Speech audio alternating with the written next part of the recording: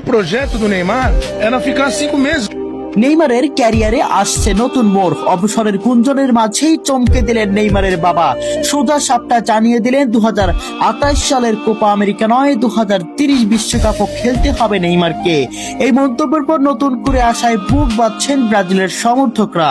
তবে কি আবারও জাতীয় দলে দেখা যাবে নেইমারকে? চলুন জেনে নেওয়া যাক বিস্তারিত রিপোর্টে। ব্রাজিলের তারকা নেইমার জুনিয়রের ভবিষ্যৎ নিয়ে দীর্ঘদিন ধরেই চলছে নানা আলোচনা। ঠিক এমন সময় নেইমারের বাবা নেইমার সিনিয়রের একটি মন্তব্য ফুটবল অঙ্গনে নতুন করে আলোড়ন সৃষ্টি করেছে।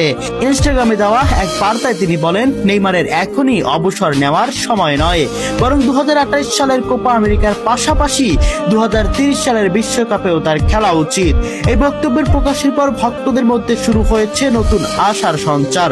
যদিও নেইমার নিজে এখনো এ বিষয়ে কোনো আনুষ্ঠানিক সিদ্ধান্ত জানাননি, ফলে তিনি সত্যি ব্রাজিলের হয়ে আবার মাঠে ফিরবেন কিনা সেটি সময় বলে দেবে। তবে একটি বিষয় নিশ্চিত, নেইমারের নাম আবার বিশ্ব ফুটবলের আলোচনার কেন্দ্রবিন্দুতে উঠে এসেছে।